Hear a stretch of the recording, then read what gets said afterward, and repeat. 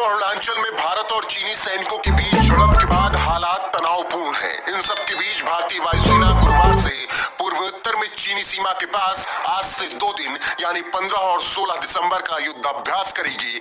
इस युद्धाभ्यास में राफेल, सुखोई समेत देश के लगभग सभी फ्रंटलाइन फाइटर जेट अपनी ताकत दिखाएंगे। सूत्रों के मुताबिक इस युद्धाभ्यास का मकसद भारतीय वायुसेना की युद्ध क्षमता और पूर्वोत्तर में सैन्य तैयारियों को परखना है।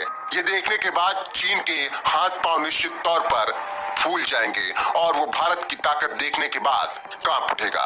सूत्रों का कहना है कि ये युद्धाभ्यास भारत और चीनी सैनिकों की झड़प से पहले से तय है। ऐसे में इसे तवांग में हुई झड़प से कोई लेना देना नहीं है, लेकिन इस युद्धाभ्यास में जिस तरीके से भारत अपनी काबिलियत और अपनी ताकत दिखाने जा रहा है, वो निश्चित तौर पर चीन को एक जवाब है। इस युद्धाभ्यास में सुखोई 30 MKIS राफेल समेत तमाम अग्रिम पंक्ति के लड़ाकू विमान शामिल होंगे। सूत्रों के मुताबिक इस युद्धाभ्यास में भारत के सभी फ्रंटलाइन एयरबेस और कुछ एडवांस लैंडिंग ग्राउंड्स का भी इस्तेमाल किया जाएगा। पूर्वी लद्दाख में 2020 में भारत और चीन का सीमा को लेकर विवाद हुआ। इसके बाद से भारतीय सेना और वायुसेना अरुणाचल और सिक्किम में वास्तविक नियंत्रण रेखा LAC पर पिछले 2 सालों से हाई लेवल ऑपरेशनल तैयारियों को बरकरार रख रही है। पिछले हफ्ते भी भारतीय वायुसेना ने तवांग में LAC के पास चीन की गतिविधियों को देखते हुए लड़ाकू विमान तैनात किए थे। दरअसल तवांग में 9 दिसंबर को हुई झड़प से पहले 2-3 बार चीन के ड्रोन LAC के पास आए।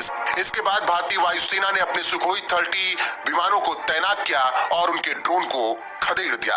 तो आप समझ सकते हैं कि किस तरीके से भारत अब युद्ध अभ्यास करके चीन को यह बताना चाहता है कि देख लो भारत की ताकत क्या है। वायुसेना का यह युद्ध अभ्यास तेजपुर, चाबुआ, जोरहट और हासीमारा एयरबेस पर होगा। यह युद्ध अभ्यास वायुसेना की पूर्वी कमांड करेगी। पूर्वोत्तर से सटे चीन, बांग्लादेश और म्यांमार की सीमाओं की निगरानी पूर्वी कमांड ही करती है। तेजपुर और चाबुआ में जहां सुखोई 30 की स्क्वाड्रन है, तो वहीं हासीमारा में राफेल की स्क्वाड्रन है। इतना ही नहीं, इन सब के बीच इसी हफ्ते भारत को आखिरी राफेल भी मिलने वाला है। तो इससे समझा जा सकता है कि किस तरीके से भारत की सैन्य क्षमताएं दिन ब दिन बढ़ती जा रही हैं और अब राफेल आने के बाद भारत चीन को फिर से एक बार आंख दिखाने के लिए तैयार है। इससे पहले सोमवार को भारतीय सेना ने बताया कि तवांग में 9 दिसंबर को भारत और चीनी सैनिक आमने सामने आ गए थे। इसमें दोनों ओर के कुछ जवानों को चोटें आई थी। इससे पहले जून 2020 में भारत और चीन के सैनिकों के बीच गलवान में हिंसक झड़प हुई थी, जिसमें कई सैनिक घायल हुए थे। हालांकि तवांग में जो झड़प हुई उसके बाद रक्षा मंत्री राजनाथ सिंह, इसके अलावा देश के गृह मंत्री अमित शाह, सभी ने बयान देते हुए चीन को उनकी औकात बता दी और बता दिया कि भारत की 1 इंच जमीन भी लेना किसी के बस की बात नहीं है। फिलहाल जिस तरीके से भारत चीनी सीमा पर युद्धाभ्यास करने जा रहा है और अपनी ताकत चीन को दिखाने जा रहा है, उस पर आपका क्या कुछ कहना है? अपनी राय कमेंट कर हमें जरूर बताएं।